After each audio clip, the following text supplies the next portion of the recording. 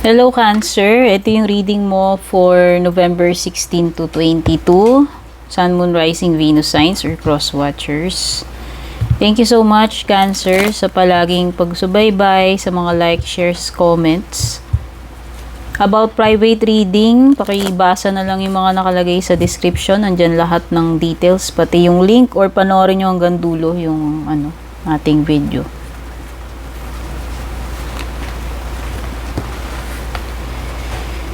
Declutter.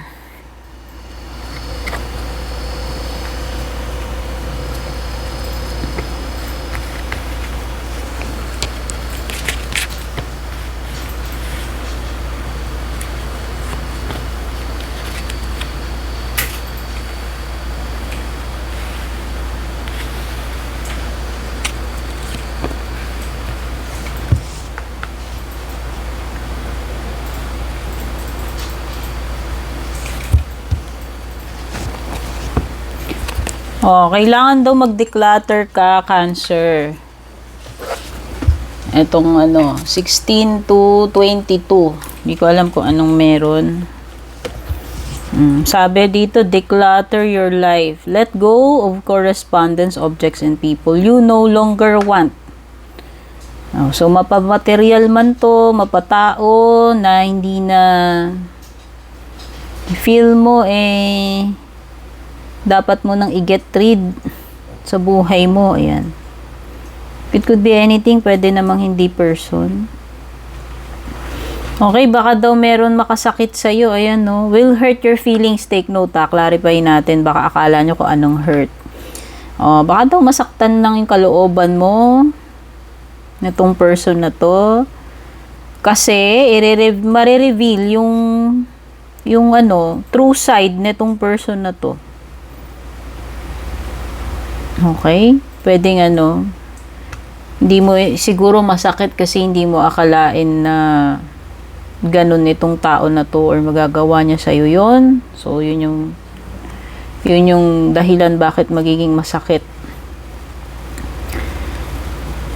Kumbaga, magpapakilala ng pag-uugali tong person na to or kung ano ba talaga yung tunay na pagkatao niya or intention niya sa'yo. Okay? And yun yung pwedeng masakit. No? Knowing the truth about this person, siguro hindi mo ini-expect. No? It could be letting go of this person. Yun, pwedeng romantic relationship. Ayan, romance, something na related sa romance. Yung iba dito na walang partner, walang jowa. Sabi dito, love is set to sizzle. Parang sisig lang no? Sizzling. Yan, yung iba dito, sizzling ang romantic ninyo, romantic life or itong romantic connection ninyo.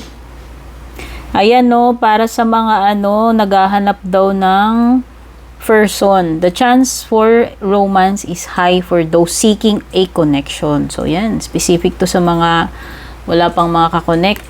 Itong 16 to 22, baka magkaroon kayo ng romantic connection. Okay, may opportunity na may ma-meet ka or makakonect. Ayan, kakasabi ko lang opportunity, iba pa to. Pero, yes, pwedeng may opportunity sa inyo, pwedeng sa career to, pwedeng sa romance. A stranger is about to change your life daw. Wow! So, pwedeng fated, kasi stranger baka may mamimit ka. May bagong person na darating sa buhay mo in a romantic sense or pwedeng sa sa career mo or business, pero magbibigay sa iyo ng malaking pagbabago sa buhay mo itong person na to pag nakilala mo siya. Meron ding exciting times. Wow, exciting times, plenty of action, Ibig sabihin, maraming pagkakaabalahan, maraming ganap, maraming activities. Pwede rin may reunion, ayan. May sinasabi dito about reunion. Family man yan, sa mga kaibigan, kaklase, O, yung iba sa inyo, period ng reflection ito, 16 to 22 of November. Okay, yung iba pwede kayong magkaroon ng breakup among friends. Yan, yung mga ibang magkakaibigan, pwedeng magkaroon kayo ng hiwalayan. Kasi may decluttering dito no? Di ba meron dito mga i-get rid ka na mga tao or mga bagay itong November 16 to 22. Baka isa yung friend mo, kung sino man to. Pero pwede rin naman na either mawalan ka, mabawasan ka ng friend, or merong friendship, a connection na mag-develop into a strong friendship. Either way, no? Either mag-part kayo ng ways o mabawasan ka ng friend, or madagdagan ka ng friend. Ayun lang, may mga challenging times ayan, no? May difficult times ka rito. Be on your guard daw. Mag-expectin mo, mag-prepare ka against chaos and mga hindi inaasahan na mga aberya or problem. Kasi this is something like an upheaval na kailangan mong kaharapin. So, mahirap, no? Challenging ito. Cancer. Manifestations. Wow! So, may mga nagmamanifest para sa inyo ngayong 16 to 22 of November. A bountiful time, wow, awaits you. Your wishes could manifest right before your eyes. So, may mga may mga good stuff naman paparating sa'yo. Hindi lang naman challenges. Nakikita ko. Okay, this is a period ng pagiging bountiful. Tsaka yung mga bagay na gusto mo, na minamanifest mo, maaaring ma-achieve mo yan this 16 to 22.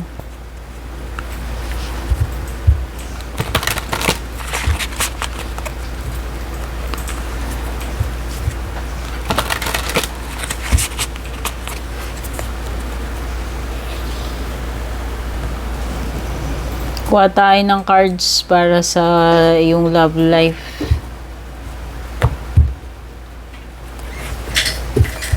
Natin anong latest chika or paparating.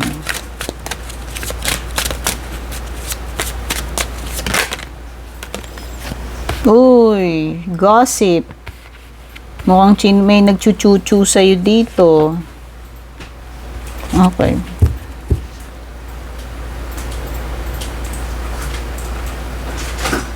Meron ditong takot sa kung anong sasabihin ng ibang tao. Or merong ichinichika niya yung mga hindi niya dapat ichika sa iba na supposed to be para sa inyong dalawa lang mag-asawa, mag-jowa, mag-partner. Or pwedeng may mga usap-usapan dito, affected match. O, hindi ko alam kung nachichismis kayo, couple. Okay. Person na nakadepende. Hindi ko alam kung sino sa inyong dalawa yan. Nakadepende sa kung ano yung mga sasabihin ng ibang tao. Or yun na nga, madaling maapektuhan. Sasabihin ng mga ibang tao, pwedeng madaling masulsulan, maimpluwensyahan. Pero pwedeng may mga chika-chika or mga chismis na kumakalat. Kumakalat na hindi niya nagagawa yung responsibility niya as an asawa, as a partner, as a jowa. O, meron kasi ditong parang energy na feeling niya hindi niya nakukuha yung deserve niya dito sa connection na to. And meron din kasing lumilitaw na card dito ng responsibilities, no? Parang energy ng pamilyadong tao. O, may anak, may asawa. So, too many responsibilities, hindi lang about financial, pati sa emotional. And parang may umaangal dito na hindi nagagampanan yung role na yun or yung mga obligations na yan, responsibilities na yan. Okay? So, yan. Take only what resonates. For sure, hindi ito mag-resonate sa lahat kasi lang po ito. Collective reading, Sa isip nyo mabuti yan.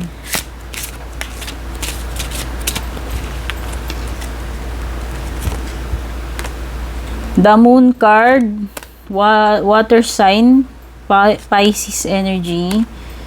Merong, strong energy ng water signs. Meron ding earth sign, Taurus, Virgo, Capricorn.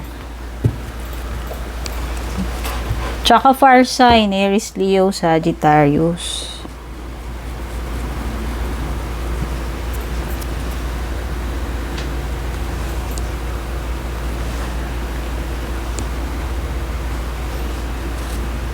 Oo nga, meron ditong romantic connection o Ace of Cups, so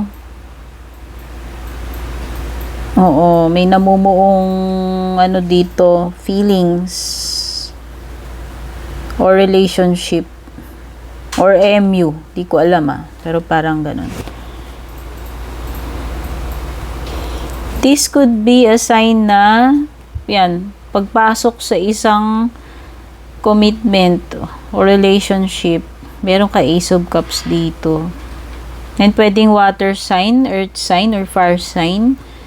Yung mga possibilities ng mga tao na papasok sa buhay mo. Kasi parang may binabanggit doon about may mamimit ka na stranger and sinasabi doon yung stranger na yun, yun yung makakapagpabago daw ng buhay mo So, pwede namang romantic pero pwede ring hindi. Ito na yung magagandang manifestations mo, Cancer. Ayan, you have the 9 of Pentacles. This is abundance, affluence, achievement, no?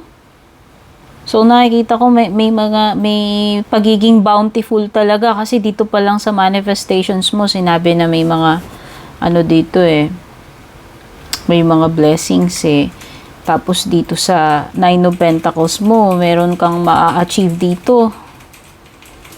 Okay, you deserve this. Oo, sa tingin ko, you will earn this kasi you deserve this, Cancer. Kumbaga, pinaghirapan mo yan sa sarili mo Okay, it could be a reward. Pwedeng reward ni universe sa'yo dahil sa pagsisikap mo, or pwedeng ikaw, i-reward mo yung sarili mo dahil alam mo you deserve this. May nasisense din ako, energy ng person na very, successful siya, independent, pwedeng nakaka-intimidate kasi ito kaya niya yung sarili niya financially, maaaring successful, or maraming datong, self-made, established, no? Si Earth sign yun. And there is attraction talaga with the King of Wands. Maybe this person, maa-attract ka sa kanya or siya yung maa-attract sa'yo. Andoon yung attraction, yung passion. Andoon yung Ace of Cups, which is an opportunity na ito na yung magiging start ng ng connection ninyo.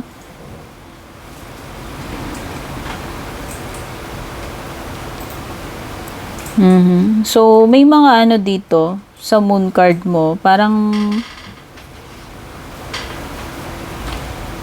mga bagay na